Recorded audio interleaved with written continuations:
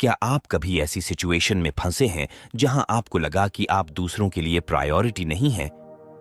क्या आपने कभी वो मोमेंट अनुभव किया है जब आपने कोई काम बहुत अच्छे से किया, एक ग्रेट आइडिया दिया या दूसरों के लिए कुछ बहुत वैल्यूएबल किया, लेकिन आपको इसके लिए कोई क्रेडिट नहीं मिला? मैं समझता हूं कि यह डील करना कितना मुश्किल है। अनफॉर्चुनेटली कभी-कभी भले ही आप सही काम करें, सभी के हित में काम करें और दूसरों के लिए खुद को अवेलेबल रखें, फिर भी लोग आपके असली मूल्य को नहीं पहचान पाते या इग्नोर कर देते हैं। असल में अगर आप उन लोगों को प्लीज करने की कोशिश करते रहें जो आपको वो पहचान नहीं देते जिसके आप हकदार हैं, तो आप दुखी हो सकते हैं और इस सिचुएशन को रिवर्स करना काफी मुश्किल हो सकता है।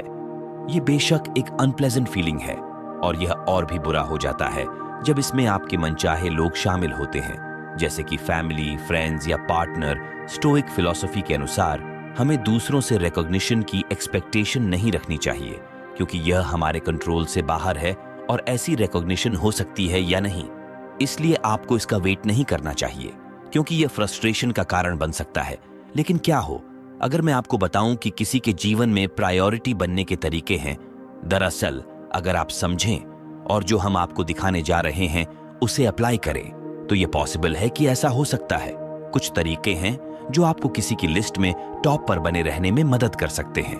इन 9 स्टेप्स को फॉलो करके आप इंश्योर कर सकते हैं कि आपके लव्ड वंस को लगे कि आप हमेशा उनके जीवन में एक प्रायोरिटी हैं।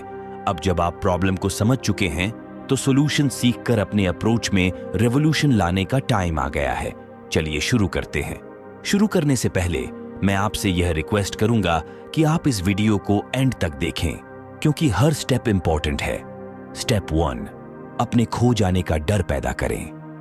यह सबसे पावरफुल साइकोलॉजिकल टेक्निक्स में से एक है, जिसका उपयोग आप किसी को अपनी प्राथमिकता मानने के लिए कर सकते हैं। लोग अक्सर किसी चीज को पाने की संभावना से ज्यादा उसे खो देने के डर से मोटिवेटेड होते हैं। अगर आप चाहते हैं कि कोई आपको प्रायोरिटी के रूप में देखे, तो आपको उन्हें आपको खोने का डर दिखाना होगा। इसके लिए अपने आप को इमोशनली दूर करना शुरू करें। उनके साथ अपनी फीलिंग्स और कॉन्फिडेंसेस शेयर करना बंद कर दें। दूसरे लोगों के साथ भी अपने समय को बैलेंस करना शुरू करें। इससे उन्हें लगेगा कि वे आपके लिए पहले जितने इंपॉर्टेंट नहीं रहे। यह एक बहुत ही पावरफुल टेक्निक है, लेकिन इसे समझदारी के साथ उपयोग करना चाहिए। अगर आप खुद को बहुत ज्यादा दूर कर लेते हैं, तो वे आपको वापस पाने की कोशिश करना छोड़ सकते हैं। इसलिए आपको इस टेक्निक को बुद्धिमानी और संतुलन में रखकर उपयोग करना चाहिए। स्टेप 2, हमेशा उपलब्ध न रहें। क्वालिटी ओवर क्वांटिटी का वाक्यांश जीवन के कई क्षेत्रों में लागू होता है और यह रिलेशनशिप्स पर भी लागू होता है। अगर आप किसी के जीवन में प्रायोरिटी बनना चाहते हैं, तो आपको लेस अवेलेबल होना पड़ सकता है। जितना आप ज्यादा अवेलेबल होंगे, उतना ही आपको टेकन फॉर ग्रांटेड लिया जाएगा। मतलब मान लिया जाएगा कि आप तो हैं ही। इसका मतलब ये नहीं कि आप केवल अपनी सुविधानुसार अवेलेबल रहें, लेकिन अगर आप हमेशा दूसरों के अनुसार ढलते और बदलते हैं, तो अब खुद को प्रायोरिटी देने का समय है। ये दिखाना कि आपकी जिंदगी उनसे अलग है और आप बस उनका इंतजार नहीं कर रहे, ये आपकी प्रेजेंस को उनके लिए ज्यादा वैल्यूएबल बना देगा। स्टेप 3, कुछ मिस्ट्री बनाए रखें। लोग जनरली रहस्यमयी और अनजान चीजों की ओर आकर्षित होते हैं। अननोन के प्रति फैसिनेशन आकर्षक हो सकती है और अक्सर लोगों को ज्यादा कनेक्टेड महसूस कराती है। रिलेशनशिप्स में थोड़ा मिस्टीरियस होना आपके लिए फायदेमंद हो सकता है। अगर आप चाहते हैं कि आपको प्रायोरिटी के रूप में देखा जाए, तो तुरंत अपने बारे में सब कुछ रिवील न करें। अपने हॉबीज और इंटरेस्ट के बारे में हिंट्स दें, बिना ज्यादा बताए। क्वेश्चंस के जवाब थोड़े कम दें और अपने पास्ट में बहुत गहराई तक न जाएं। लक्ष्य यह है कि दूसरा व्यक्ति उत्सुक रहे और आपके बारे में ज्यादा जानने के लिए रेडी रहे। समय के साथ वे आपको अपने जीवन में प्रायोरिटी के रूप में देखना शुरू कर देंगे। स्टेप 4, उन्हें आप में इन्वेस्ट करने दें। यह एक ऐसा कदम है जिसे आपको बुद्धिमानी से और संयम से संभालना चाहिए, क्योंकि आप लोगों को दूर नहीं करना चाहते, बल्कि इसके विपरीत इस पर विचार करें। आपको प्रायोरिटी के रूप में देखने के लिए कौन अधिक आगे होता है? कोई जिसने आप में बहुत इन्वेस्ट किया है या कोई जिसने नहीं किया है? उत्तर स्पष्ट है। अगर आप चाहते हैं कि कोई आपको प्रायोरिटी के रूप में देखे, तो आपको उन्हें आप में इन्वेस्ट करने की अनुमति देनी होगी। इसे विभिन्न तरीकों से किया जा सकता है। उदाहरण के लिए, उन्हें अपना समय आप में इन्वेस्ट करने दें। उन योजनाओं को ठुकरा कर जिन्हें आप निभा नहीं सकते। साथ ही दिखाएं कि आपका समय मूल्यवान है, हमेशा उपलब्ध न रहें और उन्हें आपका इंतजार करवाएं। यह रवैया यह संदेश भेजेगा कि आप बस कोई भी नहीं हैं और उन्हें आपका समय जीतने के लिए अधिक प्रयास करने होंगे। इससे वे आपको एक चैलेंज के रूप में देखेंगे और आपको प्रायोरिटी देना शुरू कर देंगे।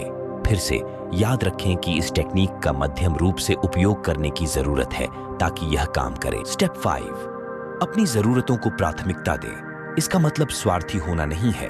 अपनी जरूरतों को प्राथमिकता देना का साधारण मतलब है कि आप खुद को ऐसी स्थिति में न रखें जहां आप प्रायोरिटी नहीं हैं।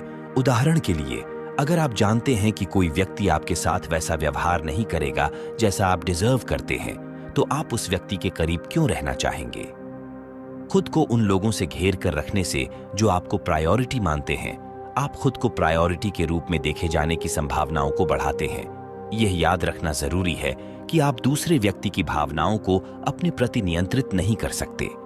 आप केवल यह नियंत्रित कर सकते हैं कि आप खुद के बारे में कैसा महसूस करते हैं। अगर आप किसी के जीवन में प्रायोरिटी बनना चाहते हैं, तो सुनिश्चित करें कि आप अपने ही जीवन में प्रायोरिटी हैं। स्टेप 6, उन्हें अपने जीवन का केंद्र न बनाएं। क्या आप जानते हैं कि लोग अक्सर उन चीजों की ओर आकर्षित होते हैं जो उनके पास नहीं होती? यह सच है। जितना अधिक किसी को लगता है कि उन्हें किसी चीज के लिए काम करना पड़ेगा, उतनी ही अधिक उन्हें उसकी इच्छा होती है। आपने शायद ये कहावत सुनी होगी, the grass is always greener on the other side. यह वाक्यांश लोगों की इस प्रवृत्ति को दर्शाता है कि वे उन चीजों से ज्यादा मोहित होते हैं जो उनके पास नहीं होती। इस बात को ध्यान में रखें।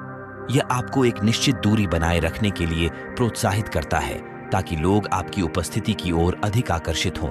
इससे यह संदेश जाएगा कि आप उनके ध्यान के लिए डेस्परेट नहीं हैं और समय के साथ वे आपको अधिक महत्व देने लगेंगे।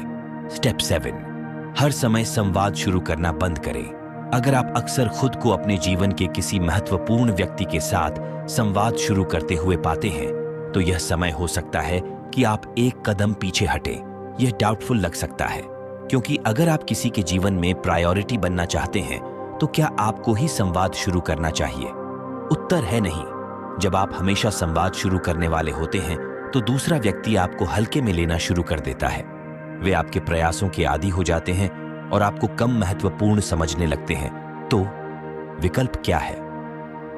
बस संवाद शुरू करना बंद कर दें और परिणाम देखें। अगर दूसरा व्यक्ति वाकई आपकी परवाह करता है, तो वे आपसे संपर्क करने के लिए प्रयास करेंगे। स्टेप 8, अपनी खुशी खुद बनाएं। अगर आप किसी के जीवन में प्रायोरिटी बनना चाहते हैं, तो यह महत्वपूर्ण है कि आप अपनी खुशी खुद बनाएं और खुश रहने के लिए उन पर निर्भर न हो। जबकि किसी पर निर्भर होना जो हमें अच्छा महसूस कराए, यह अच्छा होता है, लेकिन अपनी खुशी के लिए उन पर निर्भर रहने से निराशा हो सकती है। इसके अलावा जब हम दूसरों पर खुश रहने के लिए निर्भर होते हैं, हम असल में अपनी जिंदगी नहीं जी रहे होते। हम उनके एजेंडा और प्रायोरिटीज के अनुसार जीवन जी रहे होते हैं। अगर आप किसी के जीवन में प्रायोरिटी बनना चाहते हैं, तो अपनी खुशी खुद बनाना महत्वपूर्ण है।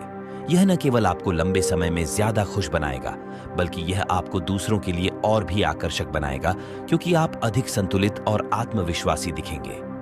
स्टेप 9, जाने के लिए तैयार रहें। हम जिन लोगों की परवाह करते हैं, उनसे दूर जाने का विचार डरावना हो सकता है, लेकिन यह एक महत्वपूर्ण कदम है।